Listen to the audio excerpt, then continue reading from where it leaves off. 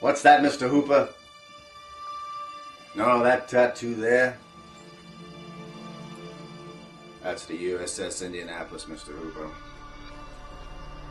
That's right, Mr. Brody. Japanese submarine slammed 2 torpedoes into our sight, Chief. It was coming back from the island of Tinian and Lati. Just delivered the bomb. Hiroshima bomb. 1,100 men went into the water. Vessel went down in about 12 minutes. We didn't see the first shark for about an hour and a half. Tiger, 13-footer. You know how you know that? When you look in the water, Chief? You can tell by looking at the dorsal from the tail. What we didn't know was our bomb mission had been so secret, no distress signal had been sent. They didn't even list us overdue for a week. Very first night, Chief, sharks come a-cruising. So we formed ourselves into little tight groups. You know, it's kind of like the old squares, like in the Battle of Waterloo that you see on calendars. And the idea was the shark comes the nearest man, and that man, he'd start a pounding and a hollering and a screaming. Sometimes them sharks would go away. Sometimes he wouldn't go away.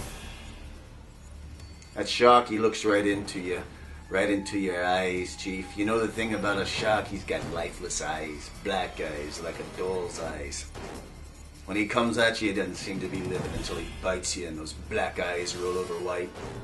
And then all you hear is the terrible high-pitched screaming, and the ocean turns red, and in spite of all the pounding and hollering, they all come in and rip you to pieces. You know, Chief, by the end of that first dawn, lost over 100 men. I don't know how many sharks, maybe 1,000. I don't know how many men, but they averaged about 6 an hour.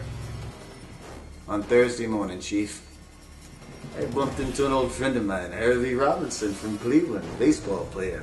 Bosoms mate. I thought he was asleep, so I reached right over to wake him up, and I popped up and down in the water like a top-ended. He'd been bitten in half below the waist. Noon the 5th day, Mr. Hooper, a Lockheed Ventura saw us. He swung in low, and he saw us. Young pilot, a lot younger than you, Mr. Hooper. Anyway, he come in low and saw us. And then 3 hours later, a big fat PPV come in and down and started to pick us up.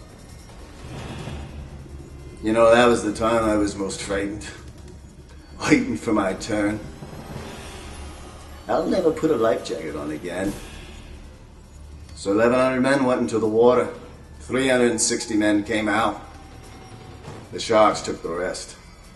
June 29th, 1949. We delivered the bomb anyway.